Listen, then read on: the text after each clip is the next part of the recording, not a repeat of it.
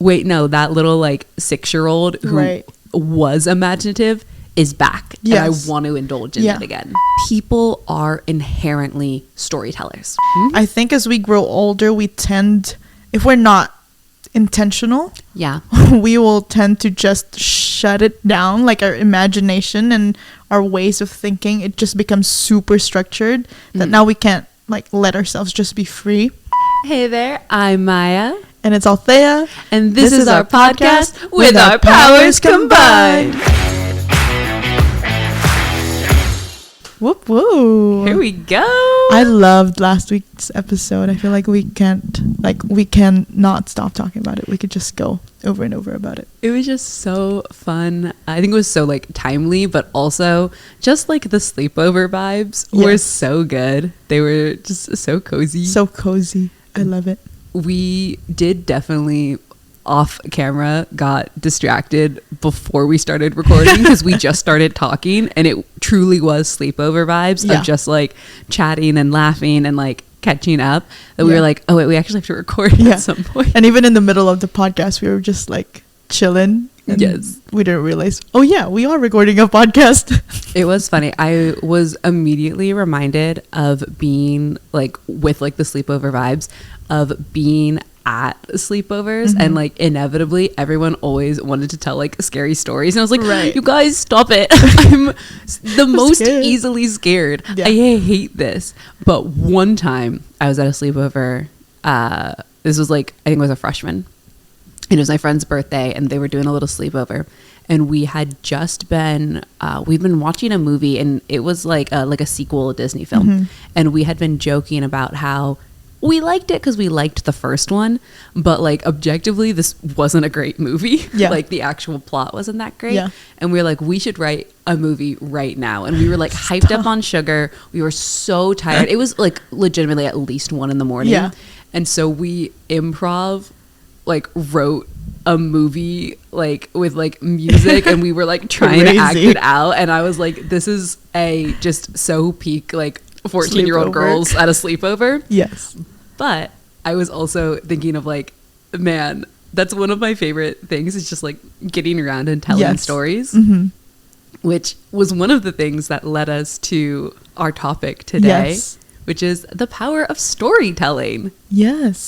I think it's so interesting, before we started this, that we have connected and bonded because, and our friendship like have gotten stronger because of stories. Like we would literally spend time just telling stories about our lives and about our experiences, and like really connected us. And I was just like, yeah, stories are very powerful in connecting people, even ordinary stories that you wouldn't think are because people are so different, right? And we've had different experiences. Like you wouldn't think it would be like bizarre or interesting, but it is. Like telling like a normal daily life of your own experience to another person is powerful.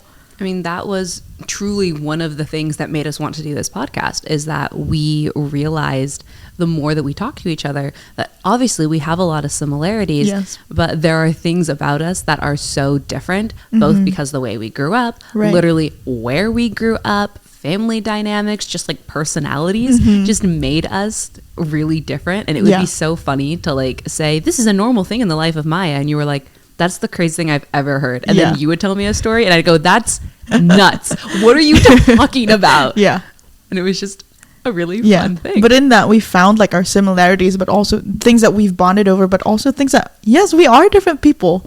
And like, it's so fun just getting to know each other through the podcast, but also just through normal conversation. Oh, absolutely. That was like when I was an English teacher, every year I would tell my students, here's the thing. I know a lot of people don't like English. You don't like reading, you don't like writing, and that's what pretty much all of an English class is. So if you don't like those two things, this class is awful, and I totally get that. But I would tell them, let me give you my pitch of why I think English class matters. This is my pitch. And I was like, I'm only going to make you listen to the speech once, but I would give it to them every year. And I would say, this is the pitch, which is, people are inherently storytellers. All people, all cultures, across all different time periods are storytellers. It's the way that we connect to each other. Yeah. It's the thing that makes us human. And I truly think one of the most valuable skills you can have as a person is to be able to tell a story, to communicate your story, your feelings, to let someone know what it was like to be you in that moment, and to be able to hear a story and understand what it was like to be them in that moment. That builds empathy, it builds connection, it's communication, it's thinking. All of those skills come into play. And I was like, that's the value of what we do in this class. And that's in my classroom. I was like, that's what we're going to do. I don't care if at the end of the class you have I hope you do, but if you don't have a firm grasp on like sentence structure, that's not the end of the world for me. I need you to be able to read a book from 400 years ago. Yes. And for a second go, yeah, I think I felt that way before. And I want that connection. That's the thing that's like so important to me. Yes. Because I just think stories are neat. And I think we should get into them more. We should. I think it's so funny because when Maya pitched this to me, I was like a little bit anxious. And I really do love storytelling, and I love stories. I love consuming them. But I've always like found myself like just my own thinking of myself as a frustrated writer.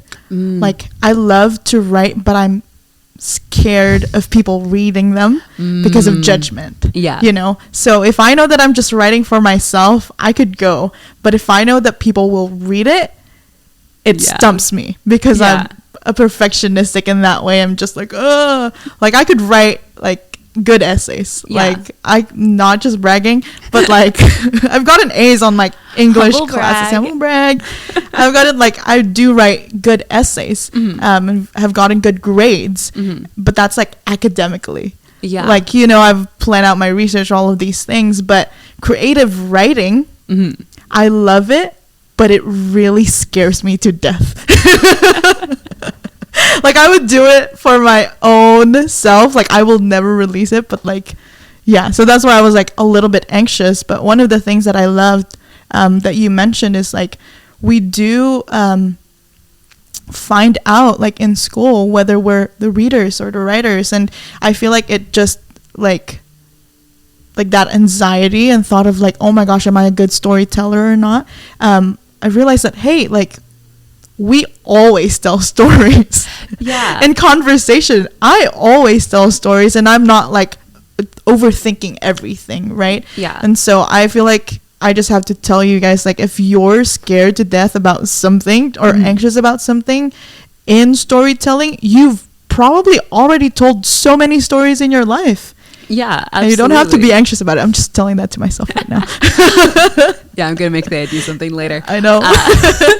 But no, truly, I think it's so funny because like exactly what you said, you get to a certain point in school where you're like, I hate reading. I'm not into stories. But I've literally never met a child in my entire life who didn't like stories. In fact, just the other day, I have this little toy here at the apartment where it's I had it forever ago, and it quote unquote tells the story of the Princess and the Frog. So it's like a little doll, and she has a little reversible dress. So on one side, it's like the princess with her big green dress, and then if you flip it and like turn her dress inside out, it's like the little frog. And then if you pull down the little frog's hood, then he's like the prince. So it's niece and nephew were playing with them, and I asked them, I said, do you know the story of the Frog Prince? And they were like, no, I don't know that one. And there's like a bajillion stories of the Frog Prince, so I picked the one that is like the easiest for them to understand, not the one where she like throws him against a wall and not the one where he's cursed by a mean scary witch. I just was like making it simple. Making it simple. But they are staring at me like big eyes, mouth open as I'm telling the story, and I'm like, they love it. Literally, I said this, I'm pretty sure I said this on pod last time, that when we were in Hawaii, that my nephew would climb into bed with me and be like, can you read me the story? Like there is a love. You want to hear something new, and then you get older and you go, well, I don't like reading. And then we can start to think, well, that means I don't like consuming stories. And that's not true. Right. Like, definitely between me and my brother, both of us as kids were readers. And then as we got older, I remained a reader. And then I became an English teacher. And my brother did not remain a reader. He had other things that he was doing. It was hard to keep up with. So stop. Super normal. A lot of people don't have time to read books all day long. But I think something that we've talked about like now is he loves a good TV show. He loves a TV show that has like intrigue when it's like, oh, we're trying to uncover something. And he'll tell me, hey, have you watched this show? Because my brother loves stories. Yes. It's just a different format. Yes. And there's so many different formats. And that's what's so cool about now is you can consume a story via video game, via a musical, via a TV show, via an audio Every drama. single thing is a story. The news is a story. Literally, it's called a news story. Yes. Like what's going on with the world is a story. Literally. Yeah. We love them. Did you have any, like as a kid, was there like a story that you like loved, like a book, something that like a story that your mom just told you all the time? I can't remember exactly as a kid. I consumed a lot of video format as a kid. I loved cartoons. I loved SpongeBob, Phineas and Ferb, like all of those. I loved Dora the Explorer. As a child, that's my story. And the interaction, literally I think last month, my nephew was watching Dora the Explorer and I was like just realizing it just immerses you in it. I was also immersed as a full-on adult. I was like, okay, it was like Dora like having a cape over her and she was like, okay, we're gonna fly and like put our capes on, and I just see my nephew just go fly and put his cape on. And I was like, okay, I'm gonna do it too with you. And it was fun. So like immersive stories like that. Then as I have gotten older, I did love reading books. I don't know, this is a throwback, but Wattpad was my thing. We talk about later. I've maybe published some short stories in it. But and poems, I don't know. It was wild. 12-year-old, 13-year-old Althea is just wilding out in Wattpad. But that's where, again, we're talking about stories and connection. Yeah. I literally met one of my bestest friends right now. We're long distance, but like through a story, through a book that we were both reading that connected us. And to this day, we're still besties. And we're like, I think it was just this year, we started reading books again together. And we would just update each other about like books. Even through our busy lives, we like try to connect in that way. But yeah, so stories are so important. But yeah, childhood, I did read books, but I can't tell if I don't think I have a full-on memory right now that I can remember that I'm just like, yeah, it's that one. But it's more in my teenage years that I've gotten into books. I'm thinking about like books that I really liked as a kid, and I'm laughing my head off because I've said it before and I mean it. I'm such a dork. My favorite books were the books where the kids went into the books. Because I loved books so much. I wanted to be like, I loved one of those kids that like the went Magic into Treehouse. the world. Right. Anyone here that remembers Magic Treehouse, where it was like, reading is the magic key that takes you where you want to be. And then they were like kids traveling to wherever the book was, and they had crazy adventures. And I was like, this is so cool. And then even when I got older, this is such a like 13-year-old thing to do. I had watched the movie Inkheart, which is like a decent movie. And at the end of the premise of the movie, which is the same as the book, but I didn't know that at the time. The premise of the movie is that this guy has the ability to speak things out of the book. So if he reads the story, they called him Silver Tongue, and he could bring things to life. But for everything that comes out of the book, something has to go into it. Right. So a bad guy comes out and wants him to bring other bad guys out, and he's like, no, and that's like essentially the conflict. There's more than that, but that's basically what the book is. At the very, very end of the movie, one of the actresses reads a portion of the book. Well, here's the thing. In the movie, and in the book as well, but in the movie, they say the book that he read from that brought all the bad guys out was Inkheart. I thought that the book Inkheart was the book that was in the movie. I didn't realize that they made them in the same way that like Harry Potter became a movie. Right. Like Inkheart became a movie. The story about Capricorn and Dustfinger and her ugliness. Yeah. That's not a real book. That book doesn't exist. Stop. But I bought the book because I wanted to read that story. And then I was like, oh, this is the movie. And that was the first time I figured out what based on the movie. Right. Like based on the book. That was the first time I understood that. Yeah. Little late funny. In life. I think I have to sneeze. Hold on. Bless you. Bless you. I'm cutting this out too. Yeah, so that was the first time I realized it. But again, it was a book series about reading things out of books. And then later on in the series, they go inside the book. And I was like, this is so cool. Because that's who I was. And even when I would write stories, when I was like 3rd, 4th grade, I would write stories about my favorite book characters like coming to life and being my friend because I was a dork and I loved books so much. I love that. There's no correlation to my later on life profession. Not at all.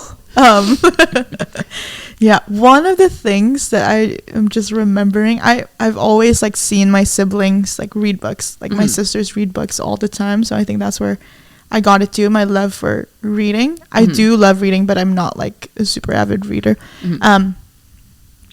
But I loved stories where it ends like happy. I'm a sucker for it. Like I need it to end happily. I need a good happy ending to a story. But one of the things that was surprising to me that I read it, but it's because my sister Kay had it, like the series is Miss Peregrine's. That was one of the books that I was like spooky. It was spooky, but I could not stop reading it because it was like so interesting. I was like, I wonder what is going on in their fantasy world. Yeah. But and something that's really cool about, because I have that book it's on my bookshelf here. Something that I remember being in Costco and seeing it for the first time, because that's what I used to do when my mom would take me to Costco, was I would go stand in the book aisle and be like, have fun. If you eat something cool, come bring it to me. Yeah.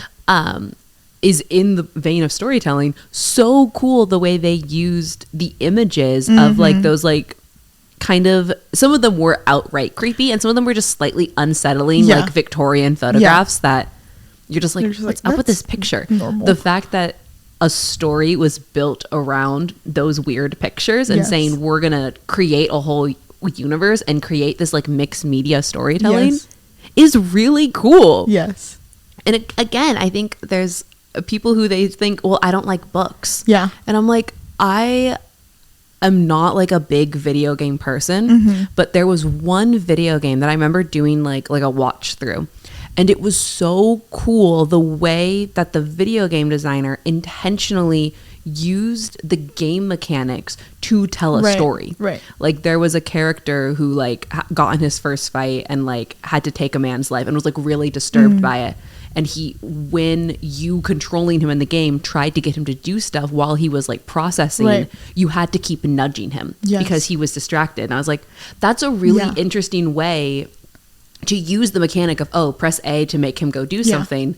The fact that you had to keep doing it. Or like later there's a character who's like angry and usually you could have him help you in battle, but because he's angry at you, when you try to get him to attack, he won't. He's doing his own thing. And I was like, that's a really cool way to put you in the perspective of the other character, because you're feeling mad being like, I'm pressing A.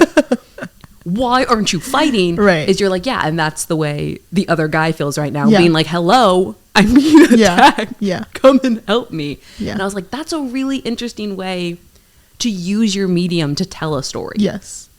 Just cool and fun. It is amazing. I feel like, and one of the things that I've just realized is that even if it's factual, like if you tell a story, most likely we will remember that fact. Yeah. Right? Because it's connection, it's relatability. Like how much can I relate to maybe a TED Talk, right? Or like a speech that I've done in school. Like speeches, you always need to bring in a story to make it personable so that it sticks. Like even commercials right now, you need a story to make it stick. Oh, yeah. It's just like a good commercial. A good commercial. We're going back to work. Hot takes. It lives in my head. Did you ever do those little flip books? Yes. Like, I love flip books. I remember doing it in art class and just starting with like just making the ball bounce. Right. And then like seeing the really good people would have them do like complex actions and stuff. Like, even that's a story. That's so telling simple. A story. Yeah. One of the things that I know there's so many mediums of telling a story right now. Like you were just talking about video games. There's music. There's so many things. Like even with the internet and just tools, right? There's so many things. I mean, even with AI, you can tell a story and let it create something for you, right? I do love in the beginning when AI was like truly horrendous and people would say like what is write this? Me a story, and it would be here are the facts, and it would be the most unhinged story. I was like, this is good, you're doing your best, but a human couldn't come up with this. Yes But I do love just going back into where you were doing storytelling with your niece and nephew. I realized too, like it challenges me as well. Like with my own like nephews, like there are moments where we'd just like be lying around and they'd be like, can you tell a story? I'm like, okay, with what? What do I do? But I just go, and it doesn't even matter what story you're telling. Yeah. Because they're literally all ears. They just want to hear like a story. Oh yeah. Yeah. And I think when you said this at the beginning of like, you can write the academic paper, but when you have to write it down, your story, and knowing that someone's going to hear it or read it, that then you get nervous. When I was teaching my freshmen, there was a time we were like coming up on Halloween, and it was like the weirdest day in the schedule. So it was going to be a really, really short class period. And I was like, okay, what do I do with the time? And we were getting ready to go into a narrative unit. And I was like, here's what I'm going to do. I put all of their names in a little wheel, and I was like, I'm gonna call on you, it's up on the screen, you're gonna know, and we're gonna write like a scary story together. We're gonna write like a survival story. Yes. And they were like, okay. I like, and I'm like, we're not gonna write it down, we're just gonna say it out loud. So I'd hit the button and it would go through, and it'd be like, okay, John, give me a setting, where's this story taking place? And they were like, here at the school. I'm like, great, here at the school. So we're at the school, we're setting the scene, and hit the next button. Okay, Avery, what time of day is it? Midnight. Okay, we're midnight at school. Are we supposed to be at school at midnight? What do we think? Yeah, we're having a party here. Okay, great, we're having a party. And we went through it, and the kids were all kind of like, I don't know about this. But then I was like, okay, pick like 5 people in this room who are going to be like in the story, right? Like who's the killer? And they were like, oh wait, okay, hold on. And then once they got into this like collective, we're telling a story, I was like, okay, guys, like the bell's about to ring. They're like, but the story's not over yet. Yes. A group of 14-year-old boys were like, the story's not over, Miss G. We can't. What are you doing? And I did it with the next class. And my next class was even rowdier than like my first period class. And they were like, we don't know how it ends yet. Like they said, can we finish this tomorrow? Yes. Like, are we going to finish our story? Yes. And they were like, we got to write it down. We have to write down the story. This is good. Yeah. And like, it was very chaotic. It was very silly. Yes. But there were kids in that class who had told me, and I did not take it personally because I was like, I know. They were like, and they also said, they were like, no offense, I hate English. This class is going to be my worst class, and I don't want to be here. And I was like, that's fair. Uncomfortable. I feel that way when I walk into a math class. I get it. Yeah. I'm not offended. And even some of them were like, wait, I want pick my name. Right. I want to add something to the story. Right. I love that. It's there. And I think taking that pressure off of, they didn't have to write a structured paper. It was just, we're going to tell a story. Yeah. And suddenly that part of them that like, when you're little, you can be so imaginative. Yeah. And then you hit a certain point, and for whatever reason, we stop, whether that's because we get busy or someone tells you you're bad at it. I don't know, but we shut that part down. Yeah. And all of a sudden they were all like, wait, no, that little like 6-year-old who was imaginative is back. And I want to indulge in it again. It's that wonder, right? Like awe and wonder, not only for the world, but like inspiration, but also our minds. I think as we grow older, we tend, if we're not intentional, we will tend to just shut it down. Like our imagination and our ways of thinking, it just becomes super structured that now we can't like let ourselves just be free. and like explore that a little bit. I love that you shared that, because it just reminded me of when I was in school and university, music education. One of the things I loved is improv. Yeah. My favorite class is jazz improv, and that's also like creating a story. Yeah. But it takes a lot of human connection. It's like all of these different people with different instruments, right?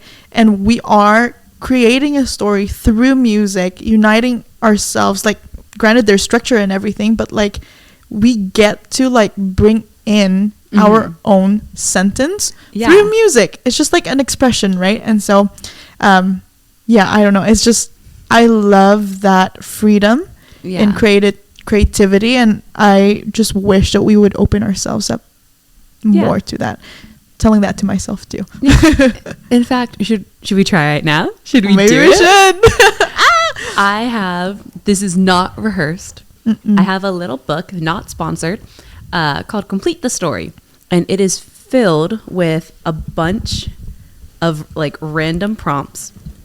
So we're going to try this. And it, I feel like even if it goes really bad, we should probably keep it in, because I think that's funny. Yeah. We're honest in this podcast. I think that's funny if we do that. So it's a bunch of different prompts. And what we're going to do is I'll let Thea pick the prompt, because I know you're a little more nervous. So I'll let you pick the prompt I really to start am. with. Like, I really am saying that I'm anxious about this. But you know what? I'm getting myself out of my comfort zone. And in the light of saying, let's do improv, we'll do it. We're doing it. Okay, I'm just literally going through it and open to a page, and then I'm gonna just start. Yeah. So what Thea's gonna read the prompt. I have no idea what she picked. I have no clue what she picked, and then we are gonna go sentence by sentence. Okay. And try and just make up a story. We did not prepare this at all. I have no clue how this is gonna go, and because we also have no clue where the other is going with the story, we're gonna. You might see panic in my eyes, or maybe in my voice. You hear it. Because you're reading it, I have to come up with the first sentence. Yes. I have no Which I love. Okay. I also have no idea what this is. I'm going to read it right now. I'm ready. For a few years, the three of them were inseparable. Then came high school and teenage romance. And who got the girls and who didn't. Andy definitely did. Lenny definitely didn't. And Mark was somewhere in between, which made him feel like it was his job to hold the group together. He tried to... Oh my goodness. Okay. He tried to organize a birthday party for the three of them, even though they did not share a birthday.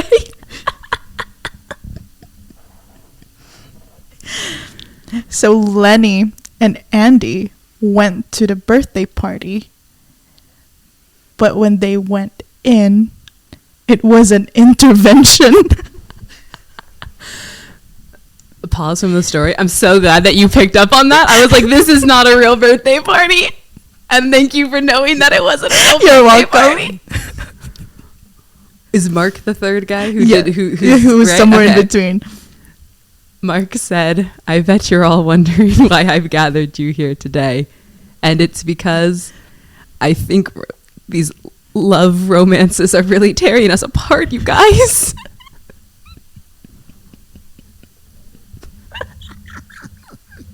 Okay. Teenage romance. Andy said to Mark, well, you know I still love you, right? That's my sentence. Is Andy the one who gets... Andy gets all the girls. Lenny doesn't get the girls. Yes. Mark does Mark fine is in between. Okay. Yeah. Just keeping our characters. Mark replied with tears in his eyes. All you care about is dating girls. And you don't think about the fact that Lenny doesn't get to date any.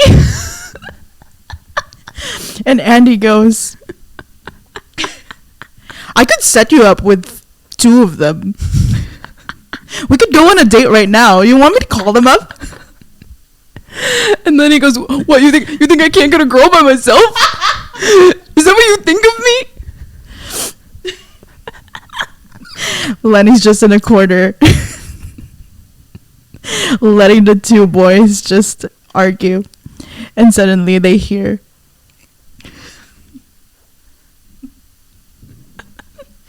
"I'm in love with you, Andy. I've always been in love with you. But you never have eyes for me. You never heard me out."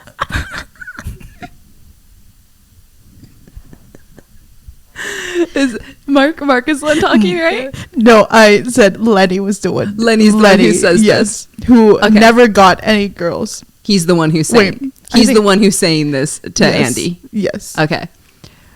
Mark swallowed nervously. This is not how I thought the intervention was gonna go. We should have just had an actual birthday party. I failed at my one job of keeping the group together. He just wants everybody together. But now he didn't know the love triangle that was occurring. I'm dead. I felt like Letty was, because of the name, I thought she was a girl. But I remembered that the one who got the girls and then the one who didn't get the girls. But anyways, in my mind, I was getting the characters mixed up. But this is what we've committed to now. Yes. We've committed to them being in love. Or maybe not in love. Maybe one-sided. Yeah. Yes. So devastating. So devastating. Andy, are we continuing with our story, or are we let's give it like two more sentences, then we'll like close it out. Okay. Close out the chaos. So Mark said that we should just have a birthday party. And it was just the three of them. Okay. And Lenny just confessed all this love to Andy. Yes. Man. Hold on. I feel like Andy needs to say something. Yeah, Andy has to respond to what's just happened. Andy has to respond. Dun, dun, dun. Okay. This is what's going on in my head. Andy goes, "Well, then let's just stay a party." Like, calls all the girls. And says, "Guys, we're having a party right now." Andy's in denial. Andy's ignoring it completely. I love that. And he's a jock. That's just like, he has no sense of, like, he has no common sense. He cannot tell, like, what's going on. And he's just like, yeah, he thinks that he just said, "I'm in love with you" in a friend way. Yes, exactly. Like, he has no clue what is actually going on. We put so much characterization into this. I love it. You need to do one more sentence at the end of that. So, not knowing what else to do, Mark let him invite all the girls over, and they all ate cake. And Andy ate a lot of cake, and Mark ate some of the birthday cake, and Lenny just stared sadly at his plate of cake. I was going to say Lenny is still in the corner. Is still in the corner. The end. I think we nailed that one. It's pretty good for no prompting. I think Mark did a really bad job. Really, he did. Mark's one self-proclaimed job was to keep the group together. And maybe that's on me for saying that Mark was going to throw a birthday party, even though it was none of their birthdays. No, I feel like it's so funny how Mark is just like wanting to get everything together, but he did not know what is going on with Lenny nor Andy. They're friends who don't really know each other that well. Yeah. Yeah. It also, we really put a lot of character in this, is the fact that Mark feels like he has to fix things. Exactly. And they're teenagers. Yeah. Yeah.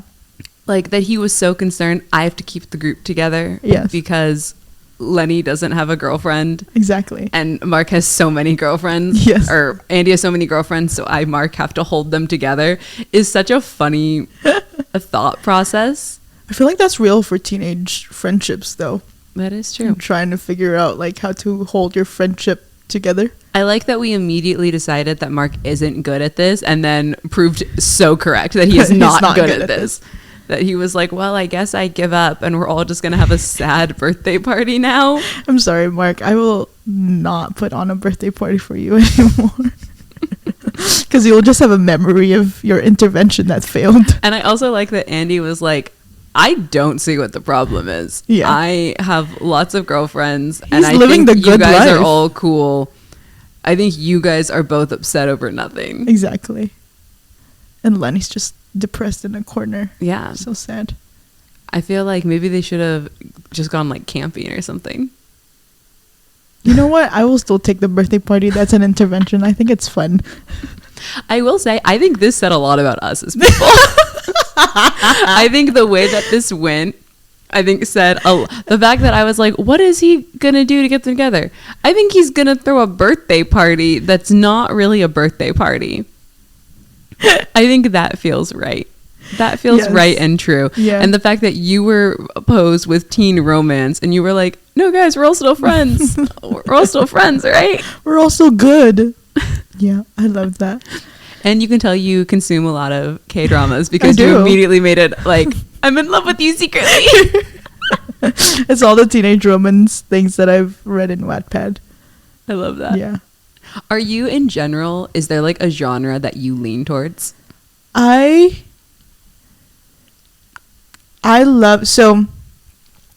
enjoy leadership books right now a lot. I do like self-help, like psychology and stuff like that, so I do like read a lot of those.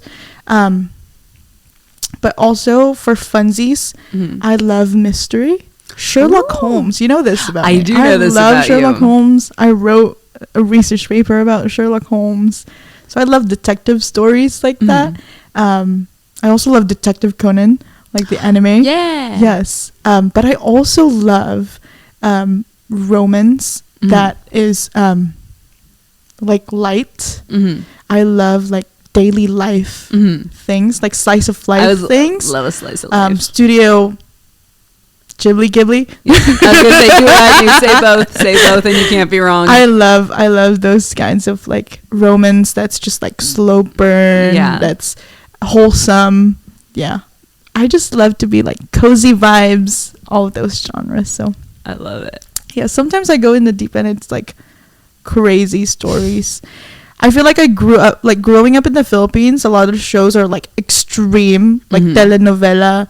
Yeah. And I'm just like so over it because I'm like, yes, this is real life. It does happen, but it's like so stressful. I don't think I can put myself in any more stressful situations. So even like K-dramas, I just love like chill plot storylines, stuff like that. Yeah. How about you? I think, like I said, as a kid, I wanted books where people were going inside of books. Yes. I think now I love like a fantasy sci-fi, like with a twist kind of thing. So I was thinking there were two different like books that I read recently, and there's even like a show that I'm watching right now that I really like, where it's like there's like a fanciful like sci-fi element to it, but it's not just like there's robots and the world is ending. Like there was one where it's like you're so far into the future that robots have come, they've been a part of the world. I thought you were going to cough. No, you're fine. Where robots have come, they've been a part of the world, they've become sentient, they have been released by humans to do whatever they want to do. They go live in the forest. They come back like 100 years past when robots disappeared. And like this monk is out in the world and a robot shows up and is like, hey, do you guys need stuff? So it's like reintroducing robots into society. It's such a like odd premise, but it's very heartfelt and very sweet and like contemplates what does it mean to truly be free and like to be a person. It's like very beautiful and very sweet. I'm watching a show right now where it's like very steampunk with the like take to the sky in our Zeppelin and like that kind of energy, and they all got goggles and gears for no reason, but it's like way in the future, and it's just like very silly. It's like we've gone so far in the future that we've regressed kind of deal. And I like stories like that where it's like there's whimsy and it's like, oh, it's futuristic, but also it's old-timey, and also there's a mystery and there's comedy and there's deeply human elements. Yes. Like things like that bring me a lot of joy. We've talked about this before, where the stories that kind of circle, where it starts somewhere and then it circles back to where it was before. I can't remember what story is that, but I love those kinds of tropes where it's just like, ooh, just loops it back to where it began. There's 2 books that I'm thinking of. One that I read in middle school. It's called Crisscross. I can't remember the author's name, but it's phenomenal.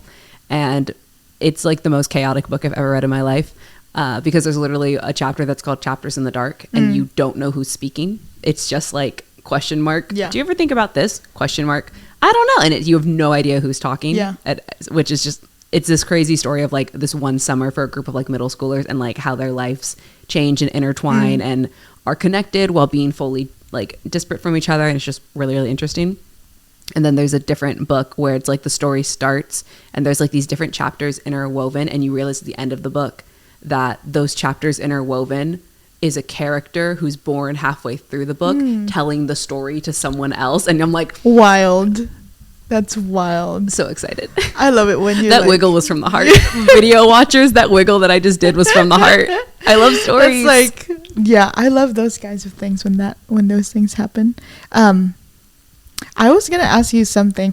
I would like to ask, what is something that you would like I guess an advice for people who would like to start telling stories but are scared to, like they don't know where to start. Maybe that's an ordinary story of just like telling their own personal life even, or something that happened, you know. What is something that you maybe think about when you start telling stories like that?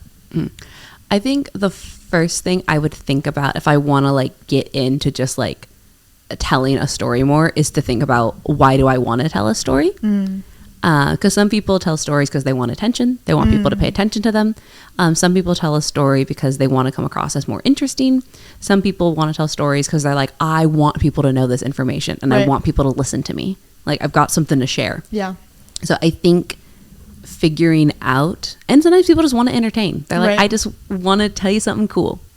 And I think kind of understanding why you want to tell a story and what you're trying to communicate, I think helps you feel that need to communicate. Right. If I don't know why I'm talking, then I'm not really going to say much because I don't even know why I'm speaking. Right. And, you know, that's what we've been saying is like that stories have, like, they hold memories. Like we remember stories and our favorite things that we've consumed. They draw us close to people. So to understand what that is definitely like step one. Right. Why do you want to start telling stories and why do you want to get better at telling stories? And then from there, I would say truly, I do this all the time because I'm a dork. Say your story like out loud to yourself in your house, like out loud to yourself in your room, like say it into the bathroom. You can even like record it into your phone, just you talking and being like, okay, this crazy thing happened. Like this just happened, blah, blah. And just practice saying it, because I think even sometimes people, like, even though the point of a story is to tell it, you can start to feel like, oh, I'm talking too much. Right. I don't know if I'm like making sense. Or I think people just get so caught up in their own speech patterns that they don't think. I used to be really guilty of this as a kid.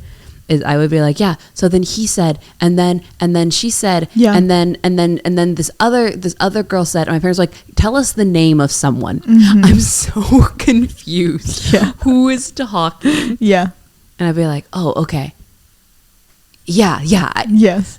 This is who's talking. Like just things like that, because it makes sense in your head because you're in your head. Yeah. When you're telling a story, the other people aren't in your head. You need to get them into your head. Yes. I love that you mentioned that. Because I think over the years, I was a very shy person. I mean, I still am shy, but not as obvious anymore. You're a shy person with a podcast. Exactly. But I did that. Like, I had to get over that fear of speaking out loud, like telling a story out loud. So I literally, that's what I did, like, would tell stories to myself. Like I had to speak it out loud instead of thinking about how I'm gonna say it. Yeah. Instead of just rehearsing it in my head, I had to like speak it out loud. And so yeah, practice makes perfect. Or at the very least, practice makes confidence. Exactly. Practice does give you confidence, not perfect. We're not aiming for perfection. We are recovering perfectionists. We are. I can speak in different ways. Different kinds of recovering perfectionists. Let me check. Okay. I'm anxious. Okay. I was like, I don't know if it did. Okay. Do you want me to pause the little friend? No, I can fix it. Pachow. Should we wrap? Maybe we could still talk about it in different ways if you want. What do you want to do? I don't know. Storytelling. I didn't want to think about. I feel like I just want to interview you about storytelling. So we can change the whole premise. Let's see. Where did we end? Is practicing talking out loud because you were shy and you're a shy person with a podcast, but you talked out loud to get comfortable. Yes. Yeah. Okay. Sorry. Powerful. Yeah, I guess I'm gonna say, like, if you're like me, who's more of a frustrated writer, I think you just have to go for it. I think even right now in my season of life, I've started writing more. I've intentionally started to because I want to document my life, and one of the things that I want to do that is through video, but I also wanted that video to be interesting.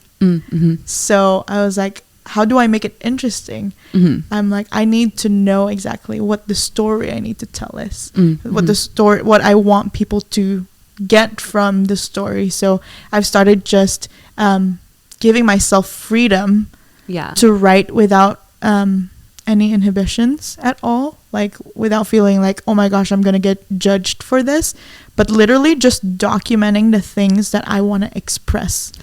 So you can do that. We can do that.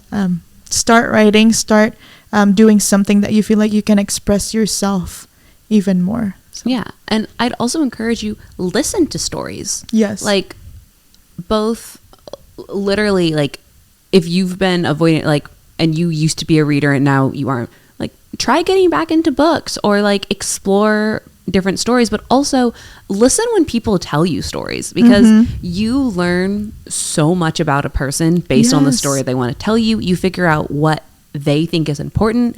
You understand the way they think. If I tell you a story about, literally we were just talking about this like off a podcast, that I had an interaction with someone, and that after it happened, I asked my mom, who was also there, hey, what did you think just happened? Because I, in my head, viewed the interaction one way, and I asked her, and she was like, no, I saw it a different way. And I was like, oh, okay. But I realized I heard information and processed it through my own lens. But listening to other people's stories can get you to start to hear, oh, this is the way you think. You communicate this way, and it helps us understand each other better. It helps us build our empathy. It helps us build our critical listening skills and critical thinking skills, which are important. I love the phrase think before you speak. But I also get in a habit of thinking too much before I speak. So finding that balance of like, okay, what is it really that I want to express? But I was saying that because I want to get to the point of, you were saying listening. And one of the things that I love to do is literally just listen to people and observe people. And my mom and I didn't grow up with my mom. And so we were together when I was 12. And so we had to get to know each other a little bit more. And so I loved just sitting down with my mom and listening through stories, like getting to know who she was and who she is. That really just like bonded us both together, because she wasn't there for my childhood.